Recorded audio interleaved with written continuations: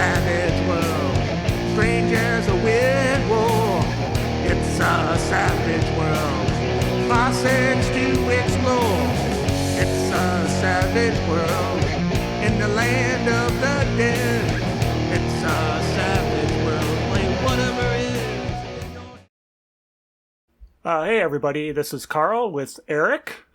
Hello, beautiful people. that you can see very clearly through the screen. Yes, that I just know is out there. In my heart's eye, I know. Yeah. So, hey, something very exciting happened in the Savage Worlds world. And they finally released the first version of the Pathfinder for Savage Worlds to the Kickstarter backer. So when this video was recorded, it was right at the time that that document was released. They haven't released all the other backer bonuses like the Bestiary Companion, the actual adventure paths, but we thought it would be a great chance to talk about the core rules, what's interesting about them, some of the details, and then probably later dig in, even a layer lower than this, but really just give a initial impression. So how's that match what you're thinking, Eric? Oh, absolutely, yeah. I think a good initial impression, then kind of go a little bit deeper like we usually do. But yeah, let's talk about the whole project. So this was originally basically the folks over at Savage Worlds wanted to play Pathfinder 1E. So it's very important that this is a 1E conversion for Savage Worlds. This is not 2E, which is the new edition of Pathfinder, which is what I am the most familiar with. So I guess we should get that up front.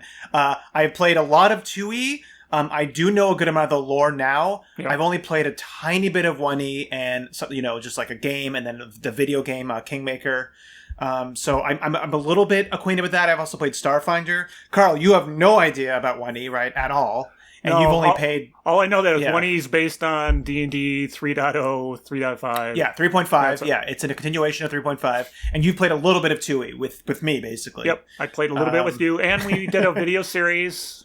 I can put a link in video series on Carl Learns Pathfinder. Eric teaches me. So that's where I have all my Pathfinder expertise comes from.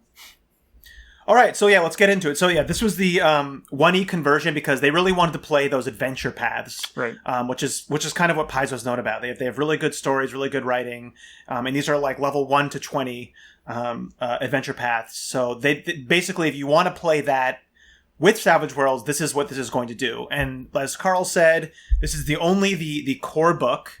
All the other books are not there yet, and this is definitely missing. You could not just take this book and play. I mean, you could, but it's missing a lot, especially the Bestiary. That's the big thing. Yeah, but the Bestiary. Yeah. Since you brought it up, the Bestiary is pretty limited, even compared to what's in the Savage Worlds Adventure Edition, the Suede system, which leads me to, I think, one of the important points to point out right away is that this is a standalone book. This has everything in it that except for, has everything you need to play without needing the Suede rules. You don't need Suede. It's all kind of built right into this core book. So this core book has... some of the Suede rules, they're modified. We'll talk about that. That's part of the reason we're here. Yeah.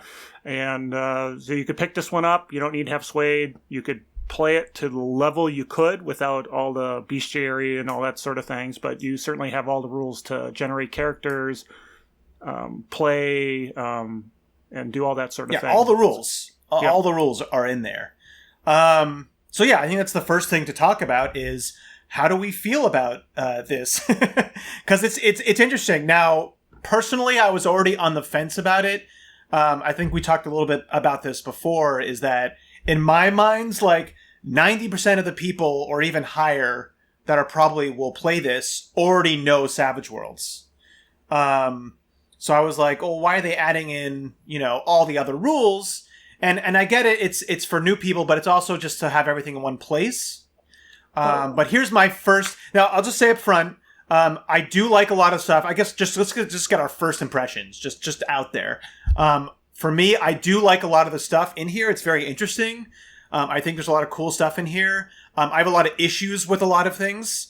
But even though I have all these issues, a lot of them I already see the way I would homebrew change it, like not that difficult. So I am still excited to try a game. So if that means anything, like there's definitely a lot of issues, but I'm still excited to like try it out. And what are your thoughts about that? Well, my thoughts are since Savage Worlds didn't do fantasy as well as it could. I'm pretty stoked that there's a book that's kind of fantasy oriented. That's not the fantasy companion, which who knows when they're going to get that done. But it's focused on fantasy setting with fantasy ancestries, rules that make it play more like what people be used to from a fantasy game, like a D&D and that sort of thing. I totally agree with you. There's some rules that probably aren't as good as they could be. But Rulebook's 1.1, who knows? Maybe they'll tweak them. Maybe there'll be some errata. I don't know. Because, again, it's just the first release of this Kickstarter. I think it's pretty cool, to be honest. But then I don't have the background to say Pathfinder 2 does it so much better because, or Pathfinder 1 does it so much better because. I just like the fact that it's a good, chunky fantasy piece that you can pick up and use very well with the Savage Worlds set. I think that's something good to get at right away is that there's no reason at all that this has to be played only with Pathfinder APs or just in that setting at all. You could definitely use this book for any fantasy game, and I do like a lot of the stuff they did. Now I've read through the fantasy book. I've barely played any Fantasy Savage Worlds because I didn't like what I saw in the fantasy book, and there's just other fantasy games. So I am somewhat familiar with the old systems for fantasy, but I definitely think they kind of did a lot of good stuff in here. But let's go back to the original thing. So what's your thoughts on adding in the core book to combine this? As I said, it's definitely easy to reference things. But one thing, this is my first issue, and this is the biggest issue. This is, all the other things are more like opinions and things that I think we can change. But this is my biggest criticism, I think, is that, number one, they have like one page in the beginning of this book where they're like, here's some of the changes that you might see. And then they even say, this is not an exhaustive list. Okay, it's not even that it's not an exhaustive list, it's barely a list at all. I mean, there's really, they don't give you hardly any examples. Yeah. And then the biggest sin, I think, is that they just don't add anything where a rule is different in this. And they even talk about they don't include a setting rules section because they're just part of the core rules now, But like most of us who are experienced Savage Worlds players who know about all these rules, like if there's no setting rules section, then you actually have to read through the entire book, read over rules that you're already familiar with, to even see, is this rule different or not? I'm not sure. Because they don't mark anywhere in the book if a rule that's already established is different. Yeah, I think, at the very least, adding a star or something. Like, this by far is my biggest criticism. This is horrible. I hate this. Your thoughts? I'm totally with you. That is one of the big failings is, because when I first got the book, I started reading through it, and I skimmed certain sections. Yeah. I went, this is just talking about these edges and this, and okay, I'll just keep skimming. And then when we started talking about doing this video, it became, hey, did you notice that this was this? And I'm going, no, I didn't notice that because I kind of skimmed over that because I went, this is Savage Worlds and, these are all the same. There's a big nuance in there that they made that would have been nice to have, I don't know, a call out. Illustrated, a symbol, like something. Exactly. And just because, like, even though it's in the book, like, if we're playing a game and just because of our knowledge of Savage Worlds, we'll be like, this is how it's played. And then there's really no easy way to go in besides going to like the specific section to see if that is or not. Yeah, I think it'd be really cool if they would have had that book, the core book, but as part of sort of what they were releasing to backers, a book that's just the changes. The companion kind of changes. That would be kind of cool. Now, I know it's a lot of extra list, work. A handout. At least have a list. But at the very least, again, they should have had a symbol in the book.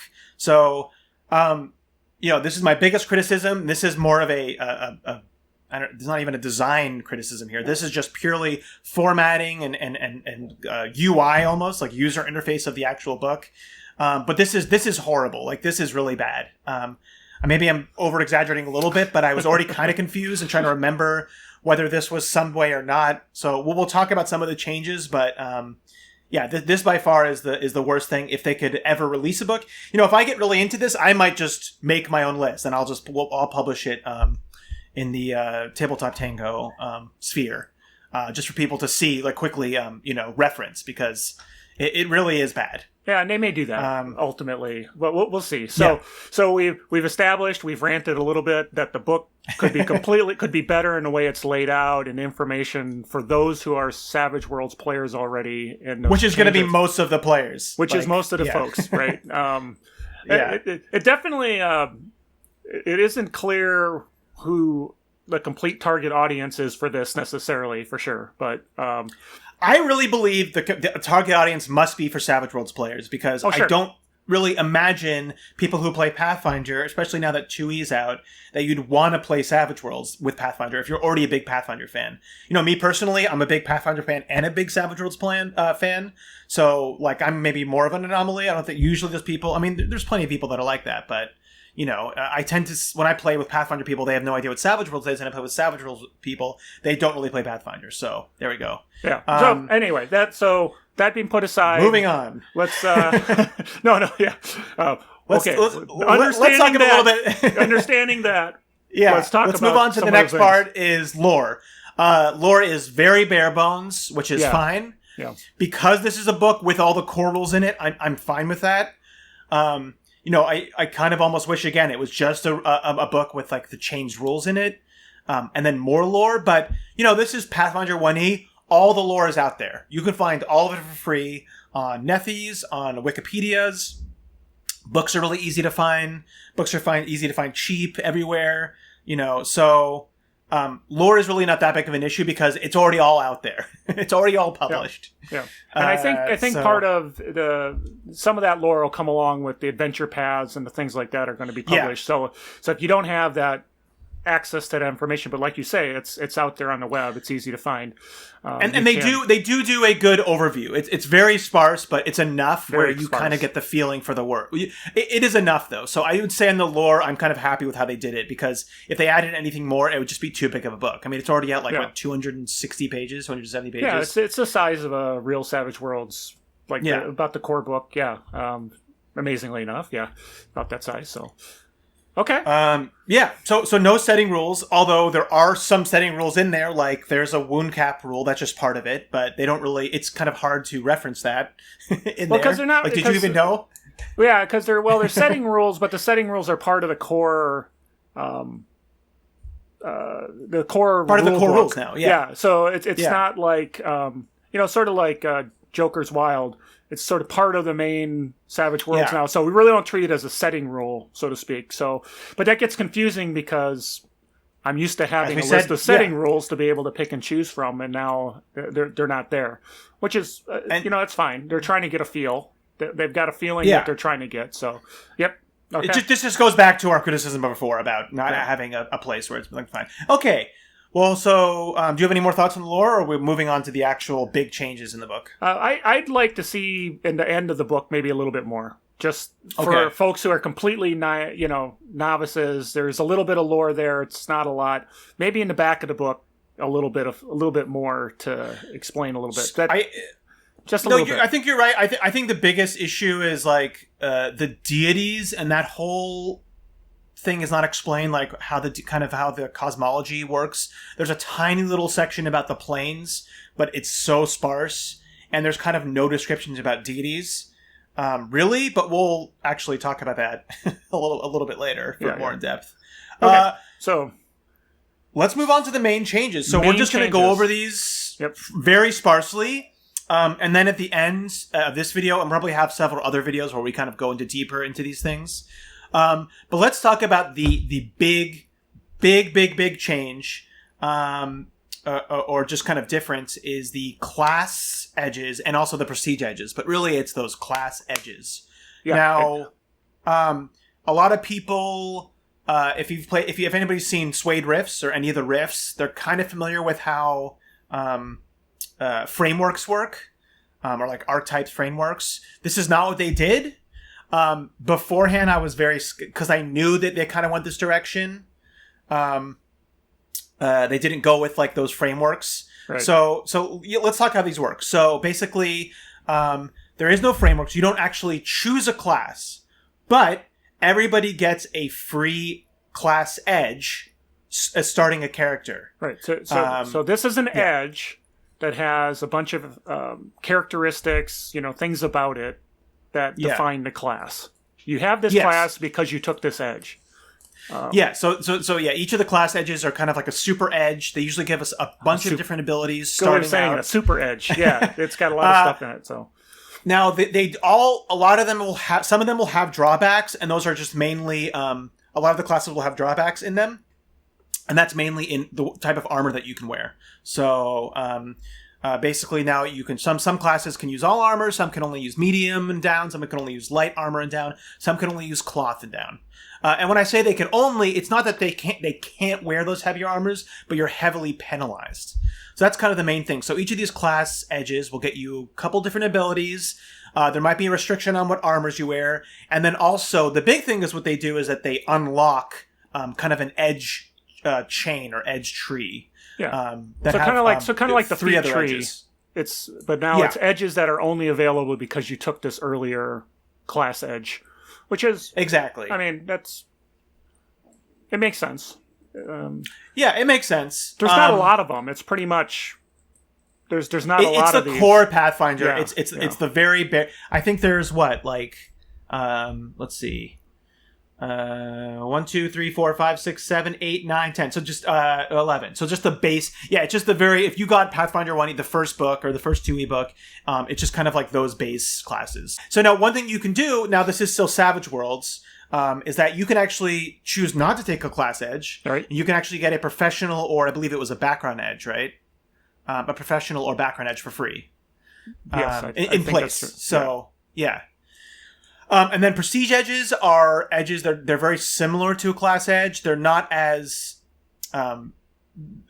they're only available at seasoned, and they're also unlock trees starting at seasoned. And these might have prerequisites that require certain classes. But now the big thing with these is that you can only take a main class or prestige edge. This is another complaint I had. They didn't really do the vernacular that well, but what I mean by that is the beginning one. So the first class edge or the first prestige edge that unlocks them, you can only take one of those once per rank. Right. If you have multiples, you can take, the unlocked ones. You can take multiples of those, but just those initial ones once per rank. So that's pretty much them in a nutshell. Carl, what do you think? I think that this driving the class is how I expected Savage Worlds to do it. Interesting.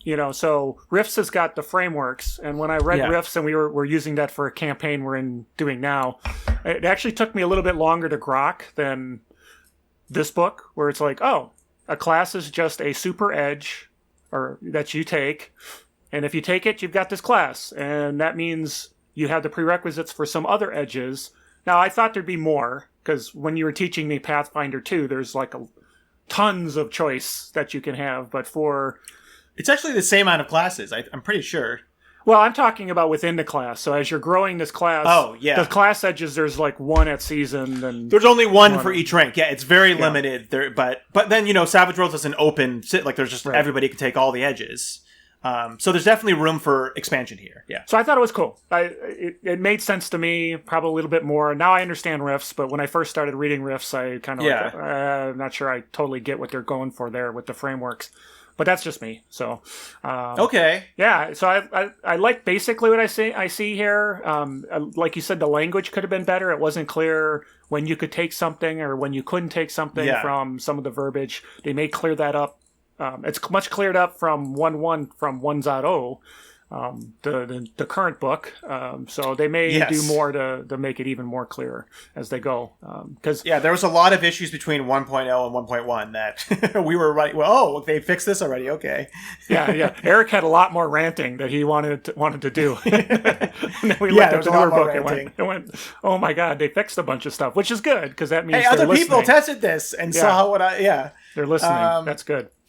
Yeah, so my opinions on this, I'm sort of mixed. I initially, again, I thought they should do it the way that I just thought Rifts. That's how you do it. Just that.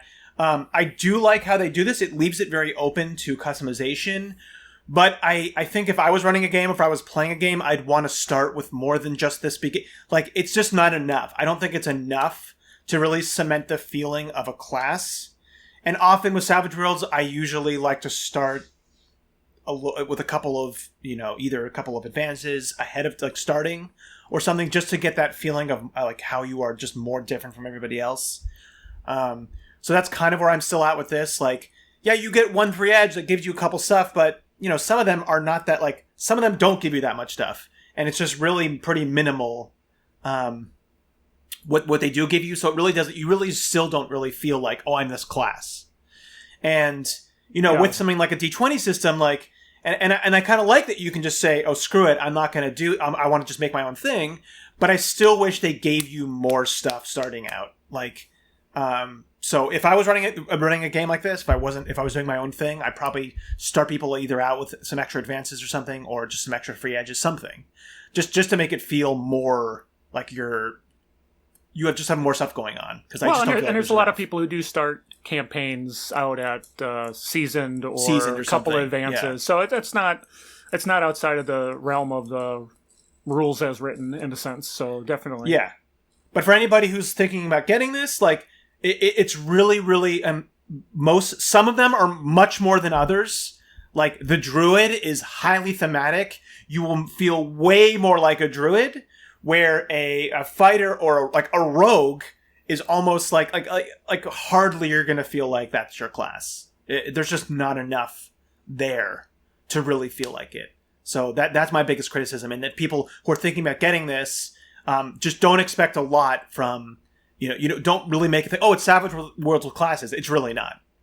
There's these new type of edges that kind of do the thing, but not quite. It's still cool, but it's not, that, right? So, okay. Right. I mean, it truly is not a class. It's bolting a a little bit of that feel on, for sure. Yep. Yeah, I was just taking a look quick at the they add a couple... Yeah. Yeah, and we'll get into it when we go through these. So they add a couple of other new edges. Again, we're not going to really get into it. Just a couple of... They changed a couple of the combat edges, some of the power edges, but it's very minimal. I do wish there was more edges. I mean, there's these class edges and prestige edges, but there's just not a lot of other edges. So I do wish there was kind of some more, because it's like, that's what you're kind of paying for. I'd bet, so I don't know if you felt that same way, but... Well, to be honest, though, a lot of the edges that are found in Suede to start with are pretty well-rounded. I mean, they cover the gamut. So bringing them across covers a lot of the gamut. It'd be nice if there was some that are more, since this is a fantasy book, here's maybe some things that are more part of that theme, like you said.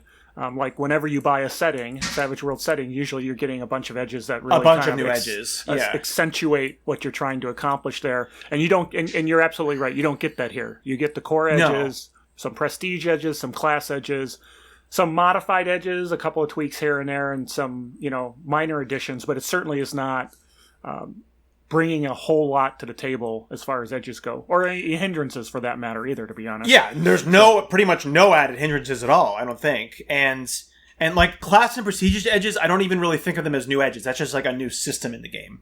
And this is here. Let's get into another big criticism here. Here's another big criticism that I think both of me and you had. Again, this is not a game design criticism. This is a purely formatting, book formatting criticism. Is that they smacked these class edges right in the middle of the edge sections. And you would think, oh, why is that a big deal? Well, the class edges, which also include all of the domains and everything, are about like 25 pages. And so, if when you're scrolling through and looking at edges, it's just so much space between them. I really wish they were kept separate to reference, because most of the time you're not going to be taking one of them. These are kind of the rare edges. So I didn't like how it was kind of smack in the middle, right? You felt the same way. I agree. As I mentioned before we got on and started recording, when I was skimming through the book initially and scrolling through, I was quick, oh, these are these class edges. Okay, I got it. And then I go, where did combat edges go? Because I scrolled right by them because I was like, so this is too much stuff in the middle here. And then I missed edges after. But that's, it's just me, but I think it proves the point that it just kind of shouldn't have been in the middle. Should have put them either edge. It's just the format of the book.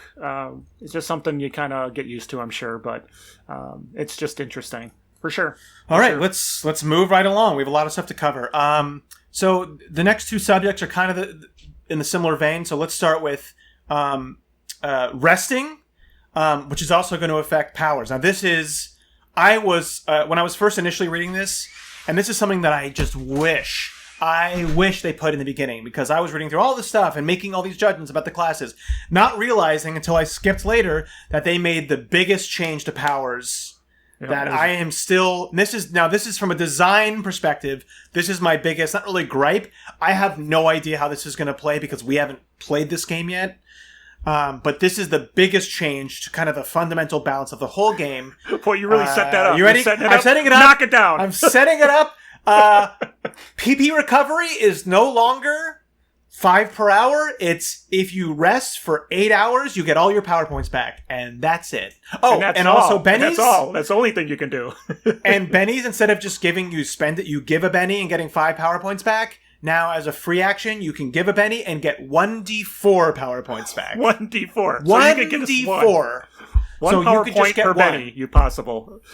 It's just crazy. I don't know. I mean, I get the rest is supposed to, be Vancian magic-esque, but I don't get the PowerPoint at all. Being the benny, spending a benny and not being able to get 5 back. I don't get that, but I do not get it at all. Okay, so right there, I'm throwing that out. That's just being thrown out. I think something like if you rest for 10 minutes or you rest for an hour, you can spend a benny and get 5 power points back. I thought that's what they were going to do. I was so excited when I first saw that. I was like, yes, I love that. You have to rest in game and then you can spend a benny to get power points back. Because a big issue I see with power points and bennies is that at the end of the game, people are like, oh, I have 3 bennies left. I'll get 15 power points back. Hoo-hoo. Which is always kind of weird.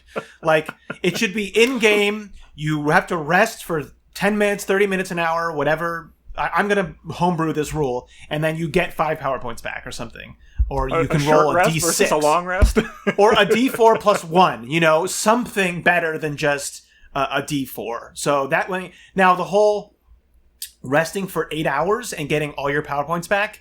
Now I know you're saying it's like, oh, it's kind of like the Vancian magic and that. Well, that's what they're trying to make it feel like. Yeah, that is what they're trying to. But where I see issue, and this made me rethink everything, is that this is the big problem I see, is that.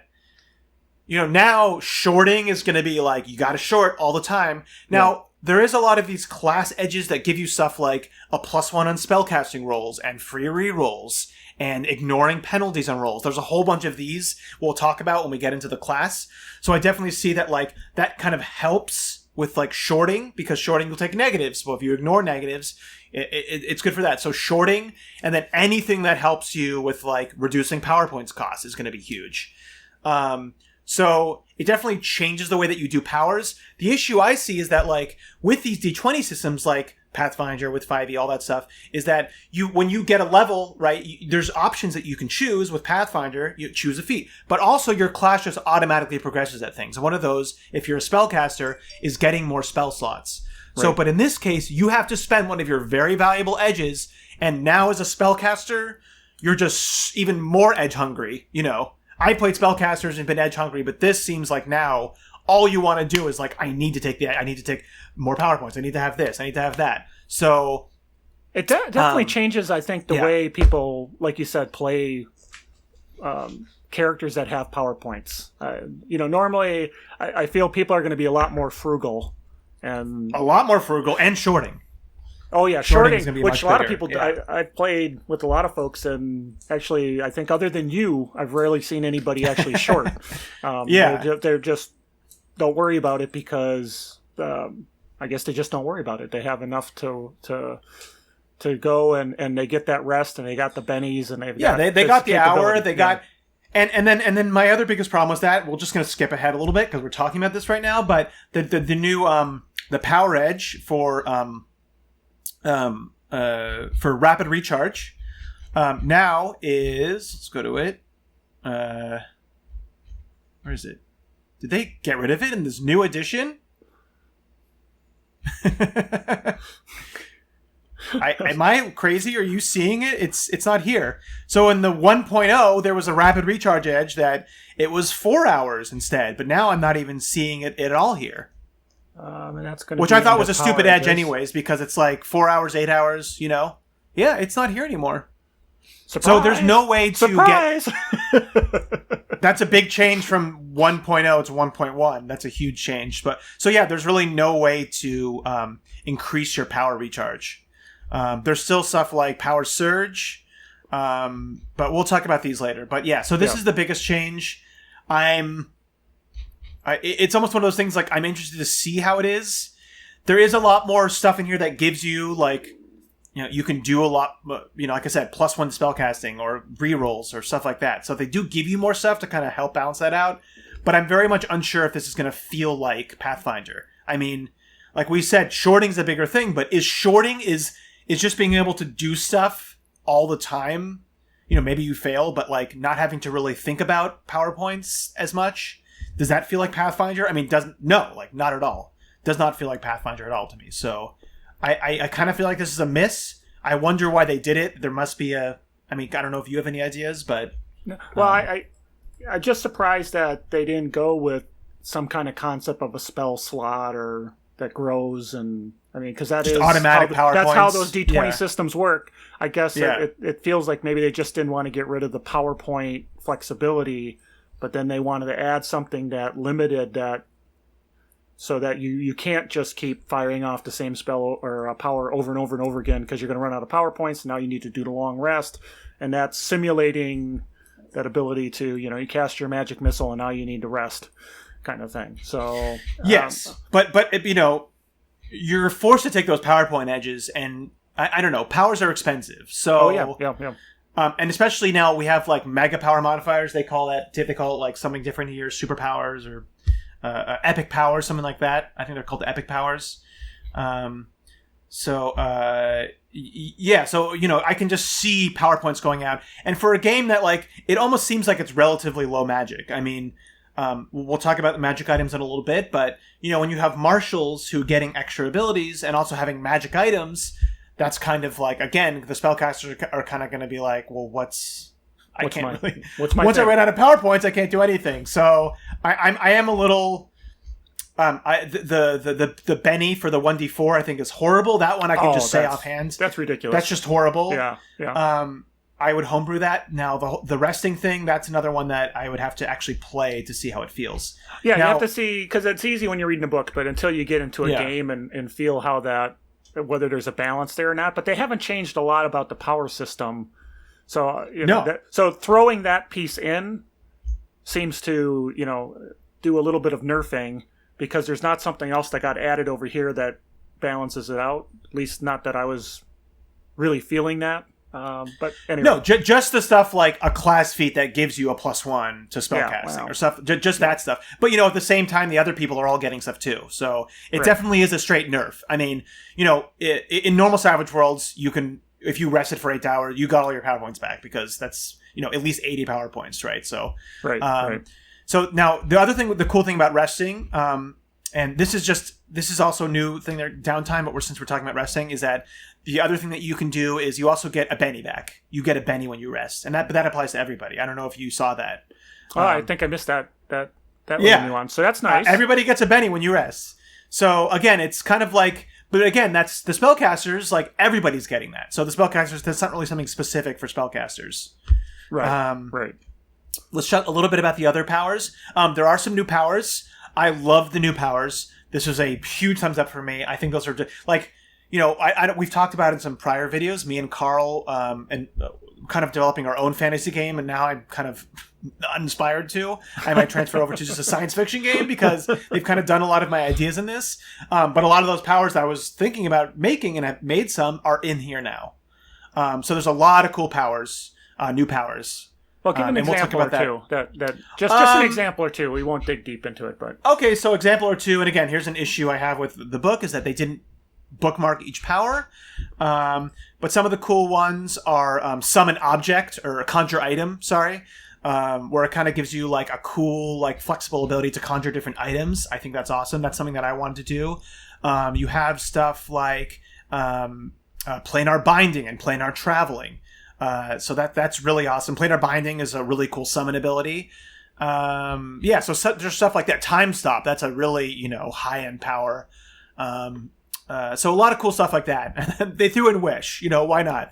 We'll just throw in Wish, which I don't know if you know what that is, Carl, but that's the extreme. So we'll talk about that's those like more a game-breaking kind of spell. Yeah. Wish has been around since AD&D 1, so game-breaking power. There's a couple of new modifiers. Now another big system they introduced. So new powers, big thumbs up from me. I don't think you have any. No, I always like to have additional capability that you can build from. Yeah, for sure. Yeah. And all the stuff with like the planar abilities are really good because, when you have a D20 game like this, it's all about these different planes and certain creature types. And then now here's a very big change, Cantrips. Yeah. You want to talk about Cantrips, Carl? Well, there's not much to say other than it's supposed to... How do they do them? Well, you spend a PowerPoint, and then you can have something that's related to a power you have. You can do a little something. Right. Yes. That's it. Basically, maybe a little more. I mean, that's that's the overview. That's the kind of the fundamental there. So, now the one thing and if you succeed, a little thing happens. Yeah, it's very narrative. Thing. Like, you can get a bonus later if you did something. They do. It's funny because they talk about all this stuff. Now, if you get a raise on a cantrip, you actually get your PowerPoint back, which is kind of interesting. So that makes it a little bit better as far as like, because cantrips if there's somebody here that doesn't know what a cantrip is, in like 5e or Pathfinder, it's just a magical ability that you can do that doesn't require a spell slot. Right. So something you can do at will. So this is not the case. You have to spend a PowerPoint, so you're still using that valuable resource we just talked about. Yeah, it's hard to get back. So and you can if you raise, great, but if you succeed, you do it, but you still spend the PowerPoint. It's like, okay. Now they give you the examples like we said, it's very narrative, but then they tell you something like it can be used to test or support, and then you're a cantrip can be used to test, but you used to be able to that's do like that a anyway. Power in the book. Yeah, I mean, there's like blindness, and there's other ones that can do basically what a test is. So I'm a little. It's funny that they were like being very narrative about this, and then I think this is a miss. This is not horrible to me. I mean, it's fine. I'd have to see it again in action, but I do think this is somewhat of a miss. I think this was kind of a stretch, right? I didn't really like this. What is your feeling about it? I don't know what they're really trying to accomplish. Like you said, I mean, there's powers that do the kinds of things that you're looking for, and you're already spending a point to do things. It's not like it's a free little minor thing you can do without wasting a spell slot. You're still wasting a PowerPoint, which we just said are very valuable, and you're getting a little something. I mean, it's almost like spending a penny and taking over the narrative control for a second, influencing the story, and that's about all it provides. I mean, I'm reading it, and it's not knocking my socks off or anything like that. So, no, it feels very shoehorned in. It kind of just feels like they didn't know what to do with the cantrip, so we'll kind of put it in here. Yeah, they needed. It sounded like they needed them, and they had to figure out some way to put them in. Yeah. I mean, I feel like I could come up with a better thing than this, honestly.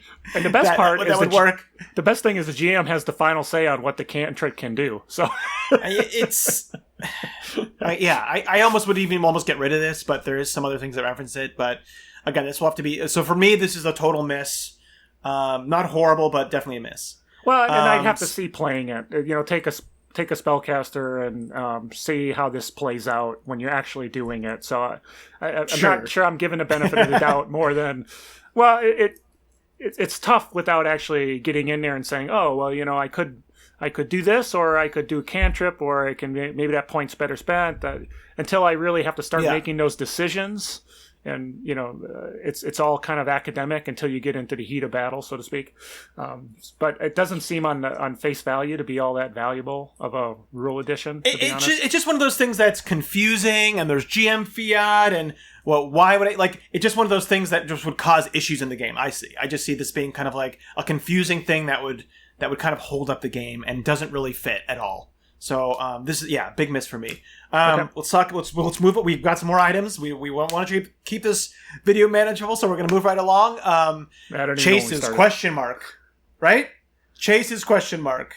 Carl, give a quick. Well, they're my understanding, and again, I could be wrong. Is they're redoing the chases again? They're in these in the Kickstarter backer. There's going to be a chase deck. A deck of cards for a chase, or you have to print them out or whatever. So feels like they're changing it again. It's not in the book. Yay. So it'll be like the 5th chase change, I think, that Savage Worlds has had. And then for Suede, they had like 3 before they even settled on one. But you probably could go back to Suede and use that one if you really want to. It's the beauty of chases. They all plug in. So yeah. So that we don't really know about that, but we know that it's not in this core book, right? Which I guess would be a negative for me. Like, chases are very important; it should be in here. I don't know why it's not. Right. And for something that's supposed to be your one-stop shop for playing this in here, it's not there. That's a huge miss for me. There's no reason that shouldn't be in the book. Just have chases in the book. Keep it the same. I don't see why you have to change it. Moving on. Oh boy. Magic items. You're gonna have this to is take a big this deal. Okay. I'll just say ahead of time, I love the magic items. I think they did it. This is one of the best parts of this book. It's if I remember from the Fantasy Companion, it was mostly just like, plus like just kind of the powers recreated. Now they did do that in here with like potions and scrolls. But they also added to it. There's some unique items. There's kind of weapon traits. Now with the Artificer Edge, you can actually craft. I like the crafting a lot in this. It's simple, and it doesn't actually. This is an issue with Chewy, is that it doesn't really save you money. But I don't know if you saw this, Carl, but they actually have availability tables where, as a GM, you can just roll to see how many items there are of each type, what kind of items they are. There's just these simple tables that you can roll up, and it just automatically does it for you. So there's not a ton of different items, but I think it's enough that the variety is good. And what it is that magic items are actually very rare. So that's why crafting is good, is because they are very rare. So somebody who's crafting, you'll just have that availability. So I really actually do. This is one of my favorite parts of this book is the crafting and these magic items. So there's, like I said, there's unique items. There's pretty much like a upgrade system for weapons and armors that you can kind of add specific traits to. And then there's stuff like potions and wands and scrolls, stuff like that, which are just basically the powers. So big thumbs up from me. This was very much needed. This was always an issue in the Fantasy Companion. So, two thumbs up for me, actually. Again, I haven't played it, but I immediately saw this and I was like, I love this. And it kind of takes away the glut of 5e or something where, there's just magic items raining from the sky. This is very much like, it's hard. Like, if you're lucky if a town has a magic item. Like, you're lucky. And then that magic item might be, like, the GM can say, oh, no, there's, like, kind of a mini quest behind it. So, if you have a magic item, it's a big deal. Yeah, and that's always been the philosophy of, a lot of Savage Worlds fantasy is magic items. So, it's almost by definition low magic in the sense of magic items, because a magic item can really swing the game. So, +1 sword in D&D is, okay, fine. +2 is fine. You get a +2 in Savage Worlds, that's a big deal. It's not a minor thing when you're talking about the scale of the numbers and the target numbers that you have in Savage Worlds. So I like the fact that they have a way of crafting things that is expensive, difficult, but you can do it. You can do it. And all you really need to do is take that Artificer Edge. Right. And the rest of it is like, the basic crafting is you might have to have a power to do it, but that's kind of just very open-ended. That's not like, you don't really have to take anything else to do it.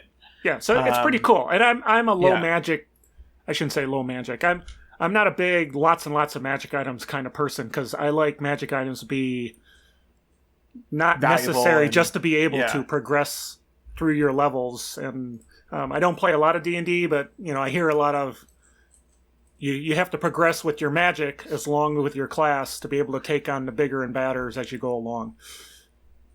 Yeah, these are definitely special things. So magic items, 2 thumbs up from me. Moving right along, let's skip to actually just talk about alignment.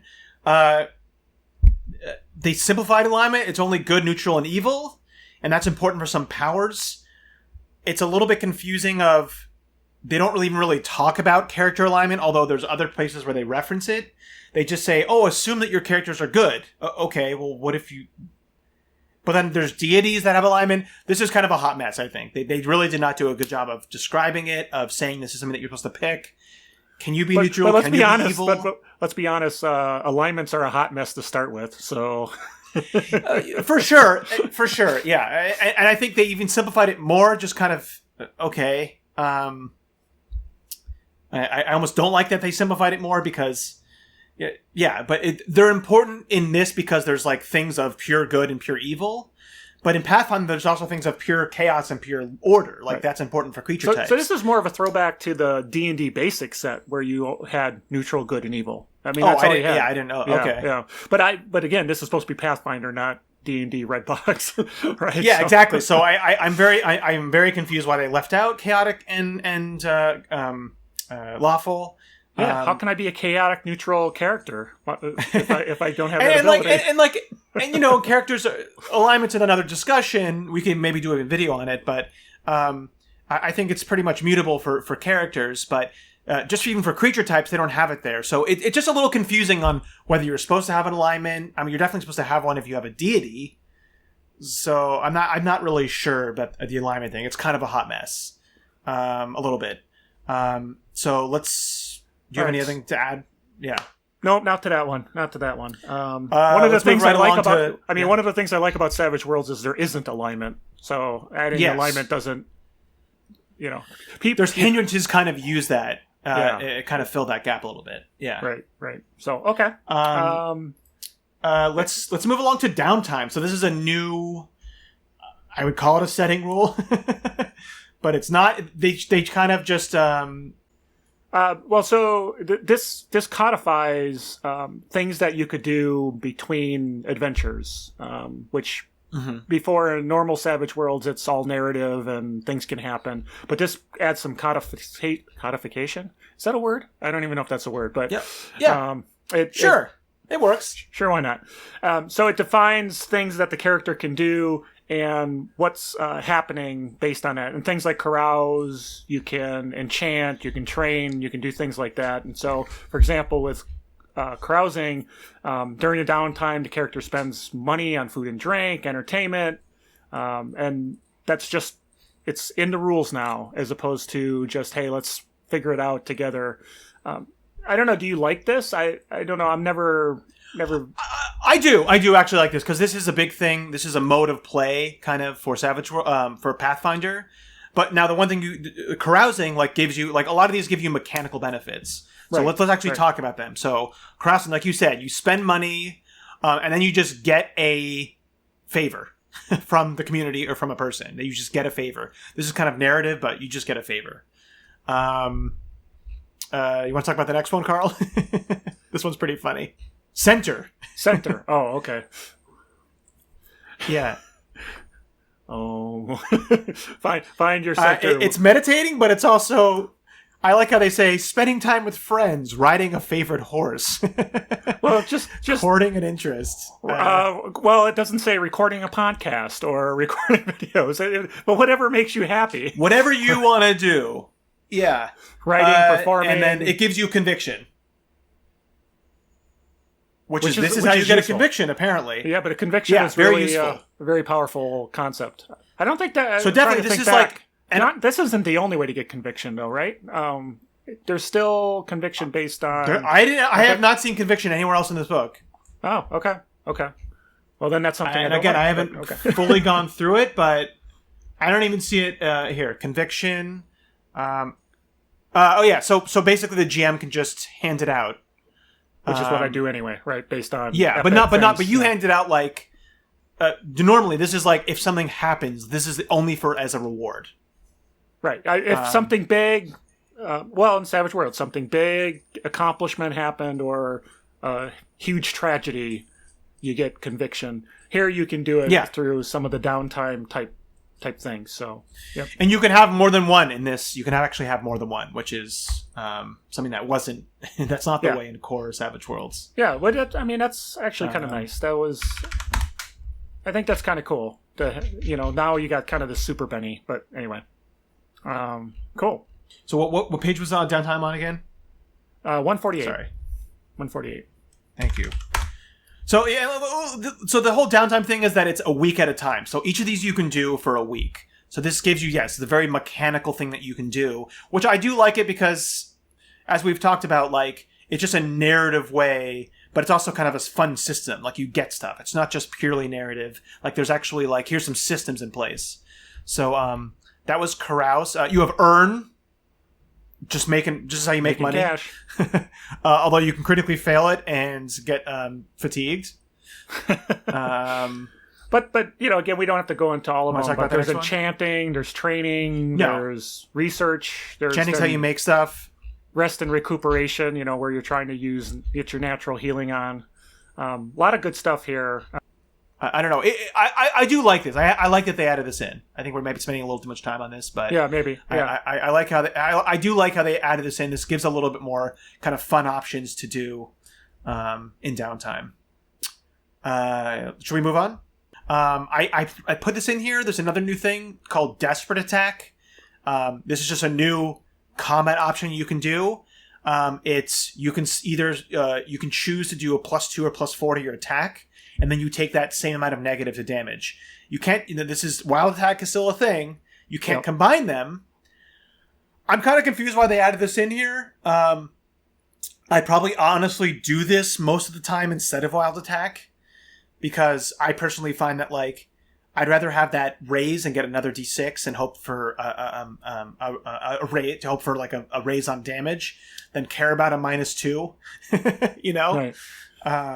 Well, it's another thing to see how it plays out. Since it can't be combined with a Wild Attack, it's just it's another form of pushing hard to get some bonuses to get rid of some negatives, but it's just got a different negative to it. If that makes sense. That makes sense. But I guess I'm just confused as why they put it in here. I mean, I think the final thing is that they have a section on traps and haunts. Haunts are basically like traps but ghosts. But they literally tell you, here's what traps and haunts, here's how to read one, but then they list no traps and haunts at all. So I don't know why it's even in here, if that's like a new... I don't know if you even saw that, but later on, if there's they're going to add it into this book. If it's adding into a different book, it's not even in the index. I have no idea why. they added a section called Traps and Haunts, but then literally didn't.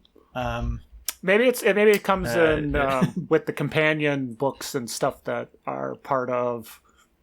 Because the Kickstarter, there's like going to be, I backed it at the digital level. There's like 31 downloads.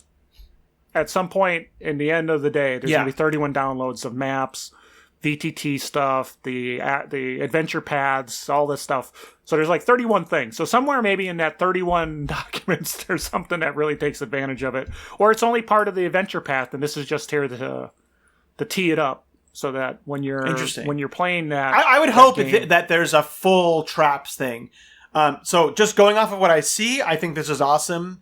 I just am confused at why they even put this in here. But yeah, you definitely need traps, and I think haunts are just really cool. Anyways, I think that's one of the coolest things that Pathfinder did was add these like mechanical trap that function like a trap, but they're actually like a haunted object. Like, I think that's awesome. Now there are some more changes. I kind of think we're reaching the end for this video. I skipping the ancestry, I think, real quick, and we'll get into this. They changed skills just a tiny bit. The main thing they did was incorporate research into academics. That's pretty much the only really skill change. So yeah, I think that covers the general outline. No, I think that's from an overview, sort of the key things, and I feel like we were probably hard on it, but probably a little hard on it because we love Savage Worlds so much and we want it to be like the absolute best product. It could be, I backed it the minute I heard about it. But overall, I look at it as a really great, with all the warts that it has, it is something that I would totally look forward to playing right now, and using this as kind of the basis of a fantasy campaign in Savage Worlds if I wasn't going to use a D20 system that's completely tailored for that aspect. Yeah. Would have to homebrew or kind of homebrew a little stuff, especially on the power side that we talked about. A few other things maybe, but overall I think it's a solid effort for sure. Yeah, I definitely agree with that. I think there's definitely some hits. There's definitely some misses.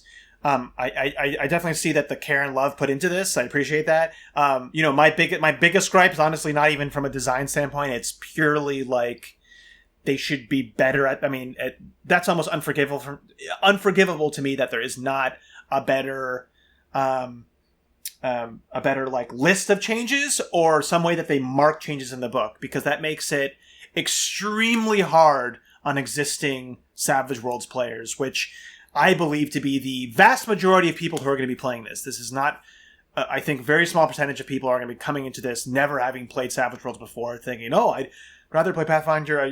Let's try this." So to me, that is like, the extremely valid and criticism that that really needs to be changed. I think that's, and as I said, it might even be a don't even buy this if that would bother you too much, because some people don't want to have to. The whole point of this is is to not have to learn a new rule system or to use the rule system that you like. But because there's all these like little changes in here that are not well marked, that you'd almost have to have two different Savage Worlds rule sets in your mind. Well, and I remember how hard it was to go from Deluxe to Suede. And Suede, yeah. It's just like, your mind was like still running things the wrong way for a long time. This is even more minor nuancy, so I could see people minutia never quite playing it right because they're playing it the way they think it's supposed to work versus what they read in the details of the book. Like I said, I skimmed through some of it and I missed stuff because I was going, oh yeah, edge, yep, got it, and I never read it. I know how this works. Yeah, exactly. So my fault. So that's my biggest complaint. That's one that might even stop people from buying it. The other stuff, I think there's a lot of cool stuff in here. A lot of the stuff that I don't like, I see very easy and quick homebrew changes. So that's definitely not a change. I definitely like this way better than what the Fantasy Companion was for the Adventure Edition. So this is still very promising. I think to get the fullest review, we'd have to kind of see more of the more products, definitely. To see if this would be like a big, because I love playing Pathfinder 2e. I'm not the biggest fan of DMing it because I have ADHD and I get, while I'm really good at remembering rules, too many things going on at a time. That's why I like GMing with Savage Worlds, because it's much easier to run. I'm still kind of on the fence basically without seeing more of the stuff. No, I was just saying that's our overview. Okay. In the next probably 2 videos, we'll go in actually through the new ancestries, the classes. We'll kind of go through those and give our opinions on those. So this was just the general overview. Well, anyway, I thought that was pretty awesome. I was pretty excited about this, and all the negatives, don't take them as negatives because I'm going to play this for sure. Just probably have to tweak some stuff. Yeah, me too. I'm definitely going to play it. So good stuff. Thank you, Pinnacle, for all this awesome work. It's pretty cool. Love it. And we'll talk about some more depth as we come up. I appreciate everybody coming. If you like what you see, do the like and subscribe. As always, you have to pitch when you're doing these videos. And I appreciate Eric providing the insight as somebody who's got sort of that D20 background, maybe more Pathfinder 2e, and taking that and kind of merging it to Savage Worlds versus, the little bit of knowledge I had of those lore and that sort of thing. So appreciate that. Thank you so much for that. But good stuff. So thank you again. I'm Carl. Eric. And we've got Eric. And we will talk to you guys later. Thanks much. Bye. All right. Bye-bye. It's a savage world. Strangers are with war. It's a savage world. Classics to explore. It's a savage world.